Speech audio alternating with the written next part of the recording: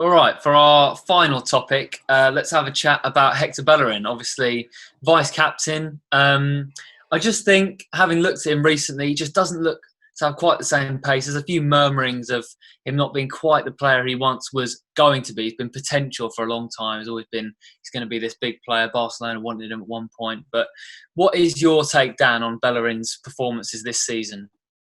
I just don't particularly think it's that fair to judge him. I mean, he obviously had that ACL injury, which is just the worst injury you can have as a footballer because it completely limits the kind of extension, the range of your knee. And for a player whose game is built mostly around pace, it's the worst thing that can happen. I know people have been saying, he came back in November, whatever, he can't really use it as an excuse anymore. But I've been doing a bit of research into ACL injuries on the back of what people have been saying. And I'm not obviously, you don't have any details about Bellerin's operation and how it went exactly, but with an ACL injury, to have the operation, you have to have a graft to attach the ACL back together. And obviously that graft is at risk of tearing whenever. So, it's something that is going to take a while for him to get back to full strength. And when you do have an injury like that, you lose the extension in your knee. You don't have as much flexibility. So I don't think he's ever going to be the same player that he was before the injury, personally, which is, that's a really sad thing for him. But I think we've got to cut him a little bit of slack because of it. I don't think people understand how serious an injury it actually is. Yeah, of course. But do you think off the back of that, does that mean he's not going to be a long-term Arsenal mainstay like he was going to be? I don't know. It's tough to say. I mean, it's a difficult one. But if he can get that kind of proper feeling back in his knee and get whatever sorted with his knee, I think he will be here a long time. And I think he cares about the club as well. That's a really important thing to remember. We're not had many players in the past few years who really cared about the club like he does. He's grown up around the club, so he knows what it's all about. And I think it's important to have players like that. Yeah, just to have him in the squad is very important. And I saw as well, there was a moment in the Leicester game where he skipped past the defender and managed to get across in. And he looked like his old self there. So maybe there are flashes. But Serge, do you think that is going to be the thing that keeps him in the Arsenal squad long term? Is that he's got that club ethos? He's an Arsenal man, isn't he? Well, I mean, of course he is. I mean, we've all rated him and wanted him, to be discussed about as future captain. Yeah. We've all been very fond of his work ethic. I think Dan's point out the ACL injury is true, it's important, but I think players do come back from it. I mean, look at Ronaldo. He's had multiple knee surgeries and he's still at the peak of his career in his late 30s now. So, I don't think you can write Bellerin off now. I think also you've got to take into consideration, we're playing every 3 days as it is. Yeah. It's going to take, his style of game isn't like, your normal fullback or centre back. He's sprinting up and down that wing constantly. And he will come a toll on him. But you can't run that speed, that efficiently every 3 days. That's why it's quite fortunate. As soon as Cedric was available, he was brought in to try and give Bellerin the much-needed rest. And of course, you've got to remember, Bellerin's had to plant 12,000 trees since the restart of the season. So backbreaking work. He made that mean, didn't he? Yeah, he's had to plant 12,000 trees. So he's obviously put a bit of work in, that boy. I don't think you can. Oh, no, it's 15,000. Did you not see what he tweeted today? He's still planting the trees because he thought Arsenal deserved to win yesterday. Brilliant. Yeah, I saw it. I love that. Just the start. Well, I think that tweet goes to show that he is an Arsenal boy through and through.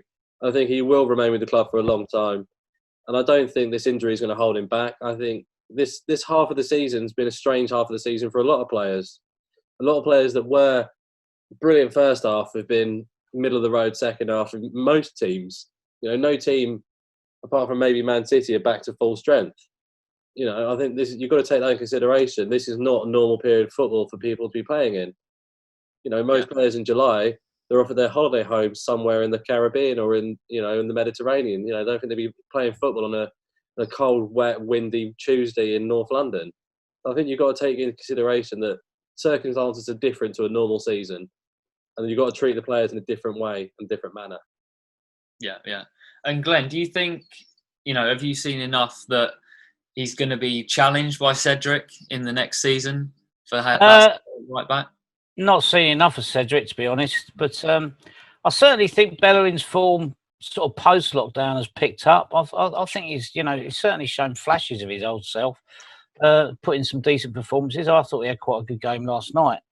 Sort of casting my mind back to sort of pre that ACL injury. I mean, there was one game at Anfield, I think, he just sort of bombed out of nowhere and sort of nicked the ball, and we went on to score from it. But I don't think you're going to quite see those absolute lightning flashes of pace. But I think he's a decent enough football to adapt, and Arteta's obviously aware of it. I don't think he's been dropping him or anything. And he's just like as he's doing with a lot of players. He's aware. Tierney as well. He sort of takes him off from time to time, doesn't he? He knows he's got to nurse him through a really tight period, like Serge said. We're playing every 3 or 4 days. It's a ridiculous amount of football. Yeah, it'll be very interesting to see, because obviously in the past he was criticised for being just a pace merchant essentially and lacking sometimes that positional sense. Be interesting to see if the other side of his game actually does come to the fore, and he does have that, because it's something he needs to improve anyway. I'd echo the sentiment the lad's made, though. He's an Arsenal man through and through. You can't question his commitment, and I would, I'd be sad if it sort of collapsed, his Arsenal career, prematurely, because I do love him. Yeah, and Arteta will be really hoping that he does come back to his full self, because he's going to be a player that he wants in the first team, starting every game. Being, we've seen so many times where he's, remember Leith being full of praise for him when he's rushed over to get involved in ruckuses and, backing up his teammates and all that. So that's the sort of thing you want to see on the pitch. But I've seen some rumours, they are rumours, but that Juventus and Sevilla are interested in him. Do you think if the right bid comes along, Arsenal will consider it? Rumours are exactly that. So. They're just rumours. Yeah. I mean, some of the transfer... Julian Lopetegui is a fan of him. I mean, look, everyone's a fan of every other footballer when it comes to rumours. I saw a rumour that Lionel Messi is going to go to Juventus. There's rumours abound about every player everywhere, and they're complete and utter tripe. You do remember Arsenal a few years ago, we were rumoured super connected to Julian Draxler. That never happened. Then we were rumoured to be with Ronaldo before we went to United. That never happened. Rumours are rumours are nonsense. We're supposed to have Philip Coutinho, weren't we, as well this season? But no, I never bother listening to social media rumours, because that's exactly what they are. They're people bored trying to create an article of interest in a player that is having either a good season or a poor season. Don't read into it. They're complete and utter nonsense. Please read it, because it pays my bills. Keeps you in stained glass windows. But now it's time for the notes section of our show. We'll kick off with Glen's notes. I know he's got a few. Okay. Got some gripes. Right. No, nothing major. Just re-watching all this football that's been going on post-lockdown. I noticed sort of half-time, Budweiser have resurrected their particularly irritating "What's Up" ad. I just cannot believe that. I thought Gervais skewered it in the office and revealed it to what it was, an irritating catchphrase used by people devoid of any personality. But I know, if I hear anyone come up to me and go, "Well, take that one off."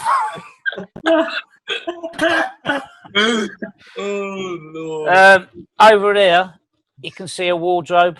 I got up Saturday, the mirror had dropped out, and so I cleaned all the glue off, spent 2 hours sorting it, cleaning it all up, took the door off, laid that down, put the glue on the mirror, and rather than waiting for Helen to get back and help me, I decided to try and lift it on my own. I picked it up in the middle, and it shattered all over the flat, so that ruined my Saturday. It was not Super Saturday.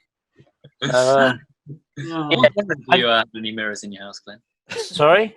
Yeah. It's so I can groom my beard. And lastly, going back to me and Sergio's gripe a couple of weeks ago, people wearing face masks, get on a London bus, and there are just people deliberately choosing not to. There was a guy today, the driver said, "You can't come on, you haven't got a mask." And he said, I'm literally only going 2 stops in it, bruv. And guess where he got off? At the termination point at Archway, been on the whole bloody journey. So, yeah. I know it doesn't look fashionable, kids, but, don't risk people's lives. Wear a mask. End of. Sorry. I was in Westfield shopping centre the other day, and basically no one had one on. Went into the Arsenal bit of the Adidas shop. Just nobody had any masks on, which was quite concerning. I did have mine on, I'll tell you. I hear you found Ozil in the shop, though. Yes, I found the best ambassadors for Arsenal right now. big pictures on the walls next to the Arsenal kits of Mesut Ozil and Matteo Guendouzi. I thought it was quite ironic. Yeah. Popped up last night, didn't he, Serge? It was brilliant. I don't know if you saw this, but when David Luiz went for his free kick, it just went slightly too low. As Schmeichel went to parry it away, there was the electronic boards behind the goal advertising our new training kit. It was just Mesut Ozil's face just staring at the goalkeeper. It was the best timing of an advert I've ever seen. Right. Made me chuckle, that. I haven't seen that. I know we said we wouldn't mention Ozil this week, but I think I told Toby and Serge this last week about my Football Manager Mesut Ozil story, didn't I? Yes, yeah. So I basically, as an avid Football Manager player, I've obviously got an Arsenal one on the go, and I found myself in a similar situation to what they're currently in. Mesut Ozil wasn't doing anything, and I had to get rid of him. So I put him in the under-23s. He refused to leave, wouldn't go. Kept trying to mutually terminate his contract, and he eventually agreed to it. I had to pay £3 million to get rid of him, but it was the best £3 million I've ever spent. So he becomes a free agent, and then 6 months later he retires and is now an unemployed director of football. So that is basically where his career is potentially going. Yeah. Halfway there. That sounds very realistic. Literally where it's going. Yeah. Good God. Did you have any other notes? Well, one thing I've noticed, because obviously at the Gooner we are avid followers of the Arsenal women's team, and I think Joe Montemurro must be obviously getting very, very homesick for Australia, because in lockdown he's now signed 2 more Australian players to join the Arsenal. He signed Steph Catley and Lydia Williams to join the women's team alongside Caitlin Ford. So it feels like Joe's trying to take a little bit of home back to North London, because it's astonishing signings, and it makes me wonder, why can't the Arsenal men's team make more signings like that, where it's just constant exceptional players joining the team? Well, you've forgotten one important thing here, Serge. You say Arsenal women's manager Joe Montemurro, but it should be Arsenal women's manager and Gooner Fanzine viewer Joe Montemurro, because we know he watches the videos. I spoke to him. Big shout out to Joe. Quite amazing. So, Joe, if you're watching, big up. Huge big up. Well, boys, enjoyed that a lot. Thanks very much for watching. Our Save the Gooner campaign is back on the go. You can go over to Twitter to get all the info on that. But please do sign up. It would really help us out to Save the Gooner. Thanks very much for watching. Please subscribe. Cheers.